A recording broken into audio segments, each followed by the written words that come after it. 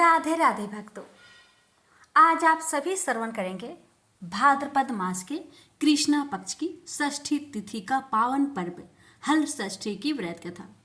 लेकिन कथा शुरू करने से पहले हम जानेंगे हल षष्ठी व्रत की विधि, इसका महत्व, इसके लाभ और इस वर्ष यह व्रत कब रखा जाएगा। क्योंकि जब हम व्रत के नियम और महिमा जानकर श्रद्धा से करते हैं तो उसका फल अनंत गुना बढ़ जाता है।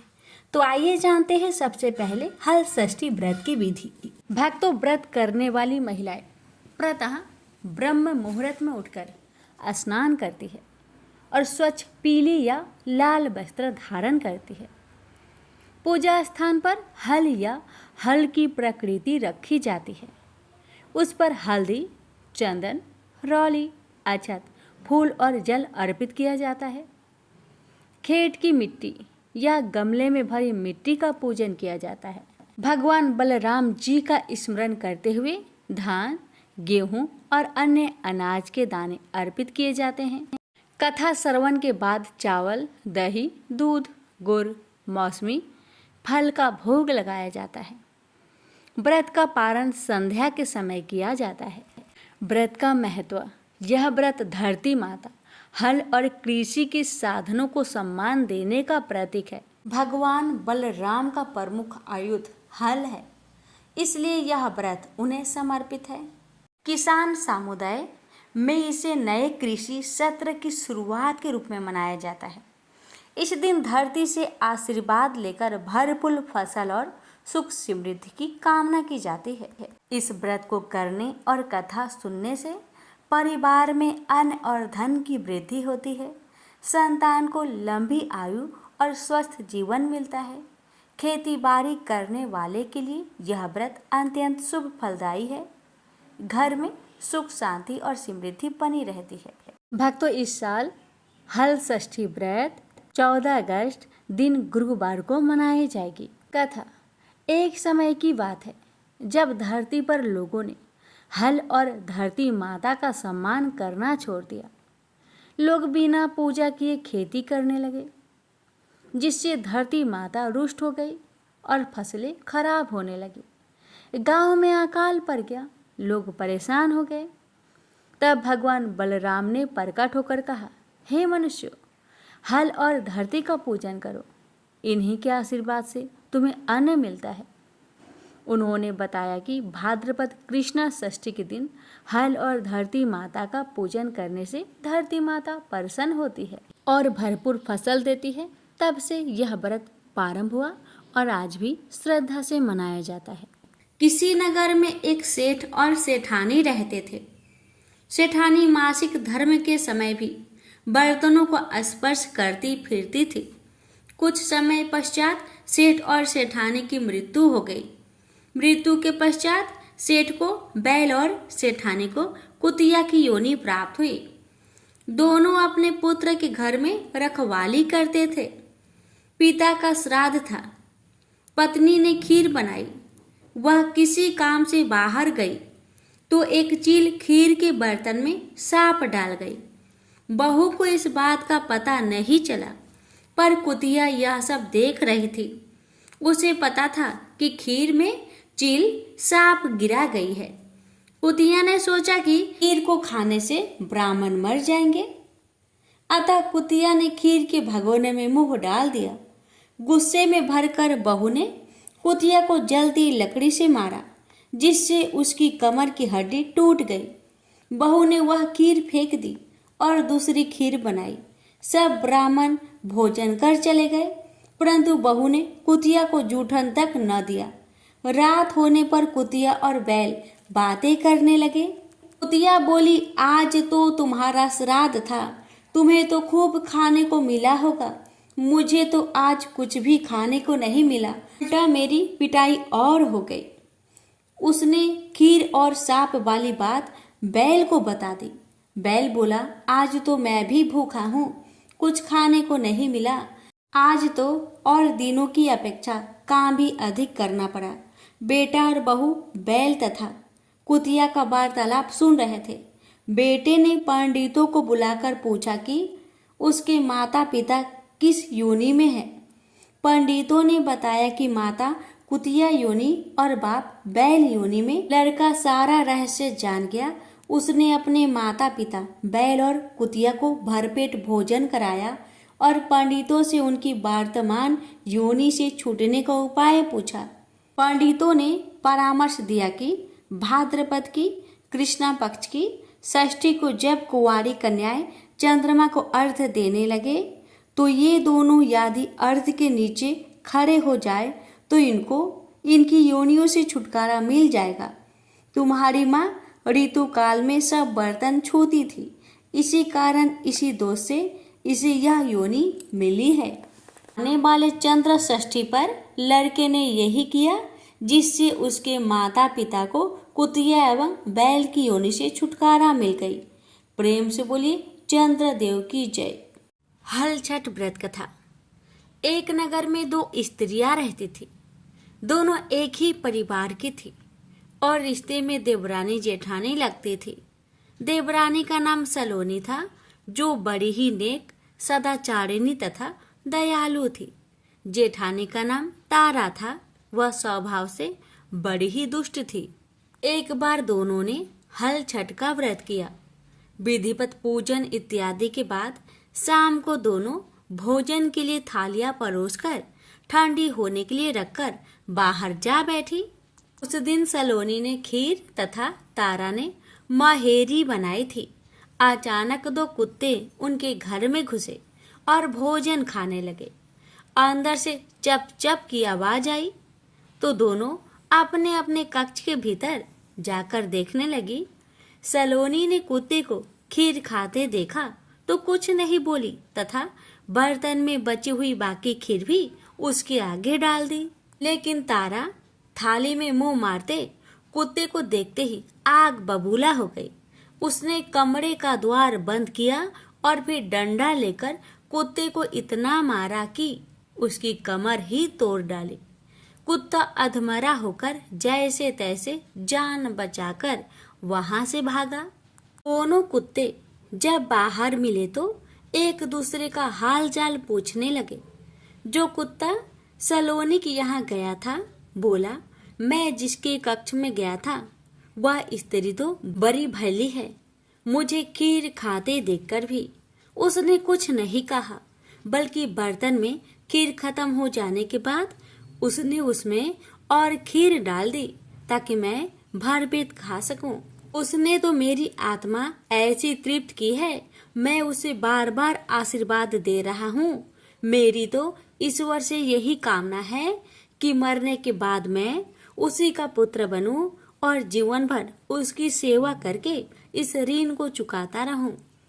जिस प्रकार उसने मेरी आत्मा को तृप्त किया है, उसी प्रकार मैं उसकी आत्मा को तृप्त और प्रसन्न करता रहूं। अब तुम बताओ, तुम्हारे साथ क्या बीती? लगता है तुम्हारी तो वहाँ खूब पिटाई हुई है। दूसरा कुत्ता बड़े ही दुखी स्वर में बोला, तुम्हारा अनुमान ठीक है भाई। आज से पहले मेरी ऐसी दुर्गति कभी नहीं हुई थी। पहले तो थाली में मुंह मारते ही सारा जबरा हिल गया।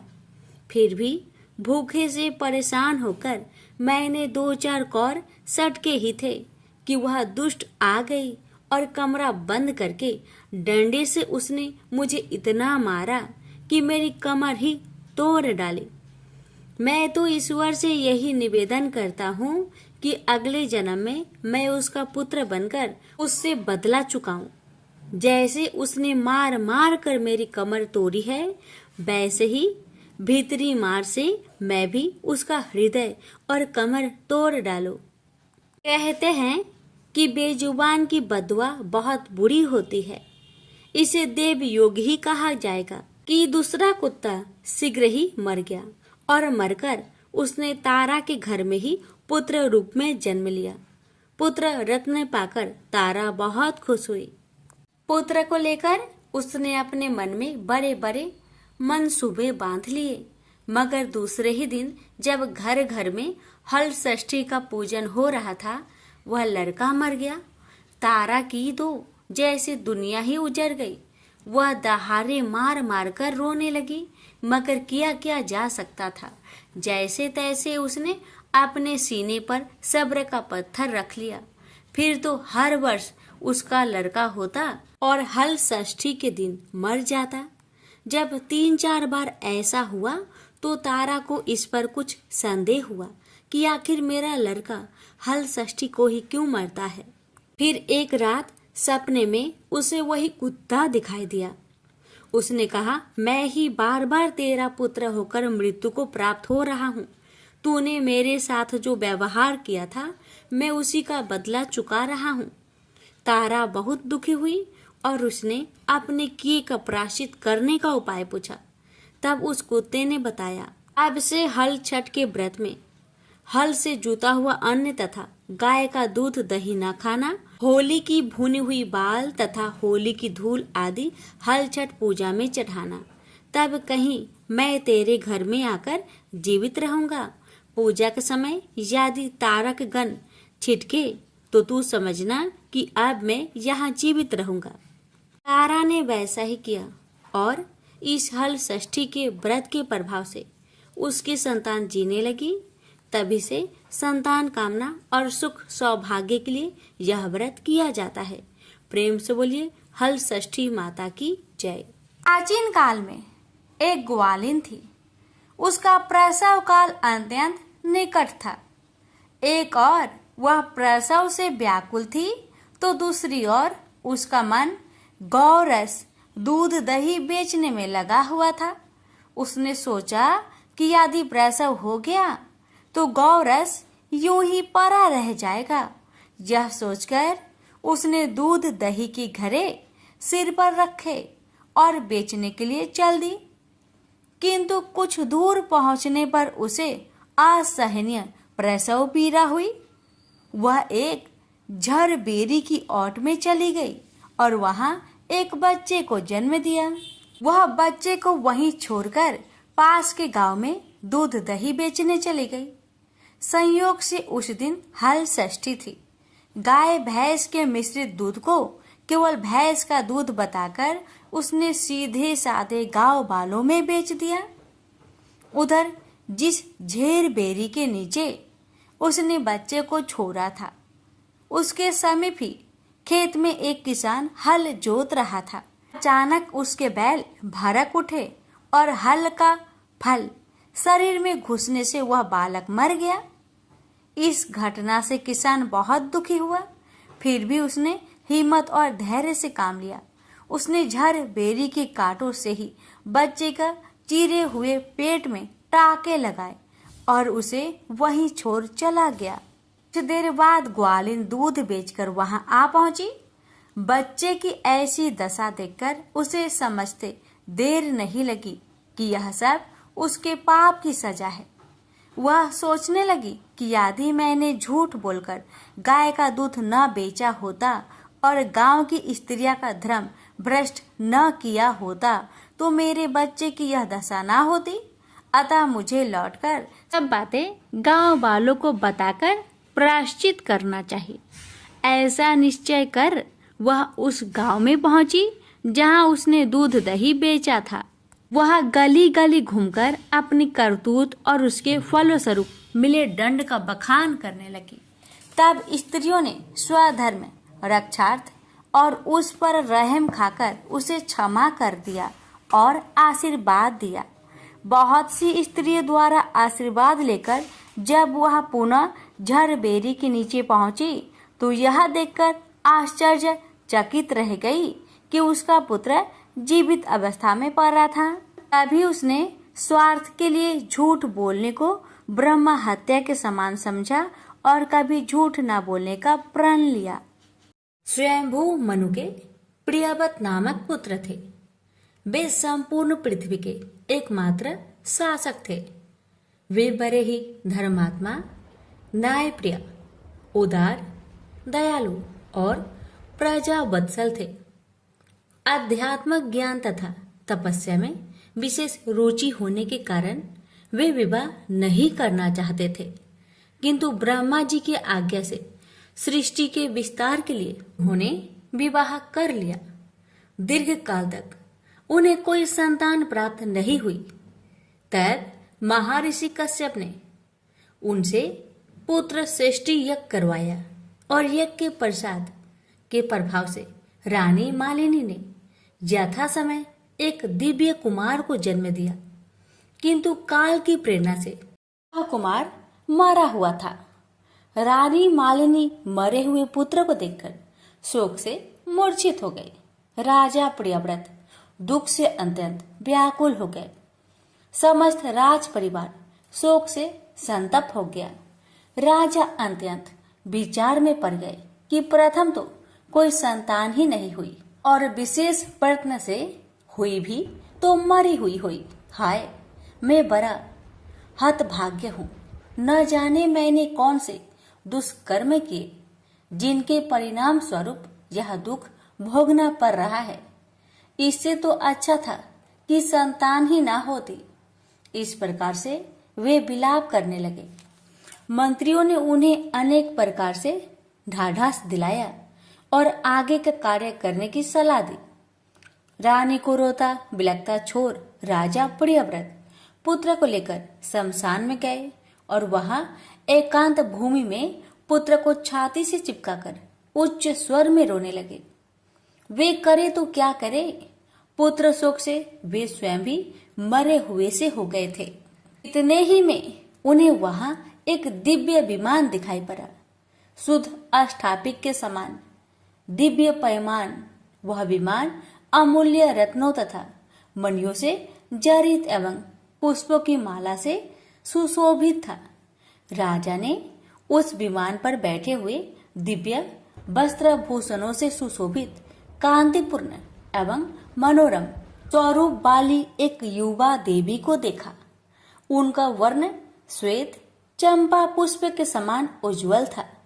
उनके मनोहर मुखमंडल पर सौंदर्य, माधुर्य एवं सौम्यता का आभा झलक रही थी। देवी के मुखमंडल के चारों ओर एक दिव्य तेजोमय मंडल प्रकाशित हो रहा था। वे मधुर मुस्कान बिखेर रही थी। इस रूप में उन्हें देखकर ऐसा मालूम पड़ता था मानो वे साक्षात कृपा की मूर्ति ही हो। उनका दर्शन करते ही राजा के मन में एक बिलचन शांति का अनुभव हुआ। उन्हें लगा कि निश्चित ही ये कोई देवी शक्ति संपन्न मात्र रूपा है जो मेरे दुख को देखकर मुझ पर कृपा करने आई है। वे उन्हें प्रणाम करने लगे और फिर उन्होंने अपने मृत बालक को भूमि पर रख दिया तथा कतार दृष्टि से वे देवी के किसी विशिष्ट अनुग्रह की प्रतीक्षा करने लगे। देवी षष्ठी विमान से उतरकर राजा के समीप चली आई और कहने लगी, राजन, मैं देव सेना हूँ। मेरा नाम षष्ठी है। मैं बालक की आदि शास्त्री देवी हूँ। आज तुम्हारे पुत्र शोक से दुखी होकर मैं यहाँ आई हूँ। राजन, यह आपने ही कर्मों का प्रभाव होता है कि कुछ लोग संतानहीन होते हैं, कुछ लोगों की संतानें मर जाती है और कोई उत्तम संतान से युक्त होते हैं। सुख दुख, हर्ष, भय और शोक, संपत्ति तथा विपत्ति ये सब कर्मों के अनुसार ही होते हैं। ऐसा समझकर सबको सत्कर्म में ही प्रेरित होना चाहिए। आपके दुर्देव से ही आपको संतानहीनता प्राप्त है। उसका फल आपको मिल ही गया है, किंतु मेरा दर्शन अमोघ है। यह बालक जैसे आपको प्रिय है वैसे ही मुझे भी प्रिय है। आपकी रानी मालिनी का जितना मात्र स्नेह इसके प्रति है उससे अधिक मुझे इससे प्रेम है। बालकों की विशेष रूप से रक्षा करना मेरा कार्य है, अतः अब आप शोक का परित्याग करें। ऐसा कहकर कृपामयी देवी ने बालक को अपनी गोद में उठा लिया और अपनी योग लीला द्वारा खेल खेल में ही उसे जीवित कर दिया। अपने वास्तविक माता के अंग का मधुर एवं दिव्य स्पर्श पाते ही उस बालक की आभा एवं छवि भी दोगुनित हो उठी और वह बालक माँ की गोद में मुस्कुराते हुए किलकारी मारने लगा। राजा हाथ जोड़े उस अद्भुत दृश्य को देखते ही रह गए। महान आश्चर्य और देवी की कृपा शक्ति को देखकर राजा अभिभूत से हो गए। तब देवी ने राजा से कहा, राजन, यह तुम्हारा पुत्र सभी सद्गुणों से संपन्न है। यह भगवान नारायण का कल अवतार है। यह क्षत्रियों में सर्वश्रेष्ठ तथा संपूर्ण पृथ्वी का आधिपति होते हुए सहस्त्र यज्ञों को संपन्न करेगा। यह महान ऐश्वर्य से संपन्न निर्मल हृदय, विद्वानों का प्रेम भाजक तथा योगियों, ज्ञानियों और तपस्वियों का सिद्ध रूप होगा।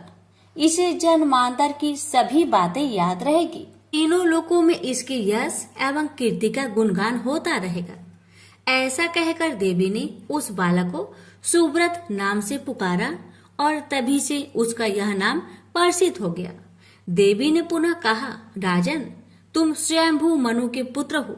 संपूर्ण त्रिलोक्य पर तुम्हारा शासन चलता है, अतः तुम सर्वत्र मेरी पूजा कराओ और स्वयं भी करो। यह कहकर भगवती षष्ठी ने बालक सुव्रत को राजा को समर्पित कर दिया और अनेक आशीर्वाद एवं वर प्रदान कर वे अंतर्ध्यान हो गए। हे षष्ठी माता, जैसी कृपा आपने राजा पर किया, वैसी कृपा आपकी कथा कहने वाले, सुनने वाले, हुक्कार भरने वाले अपने सभी भक्तों पर अपनी कृपा सदा बनाए रखना। प्रेम से बोलिए षष्ठी देवी की जय।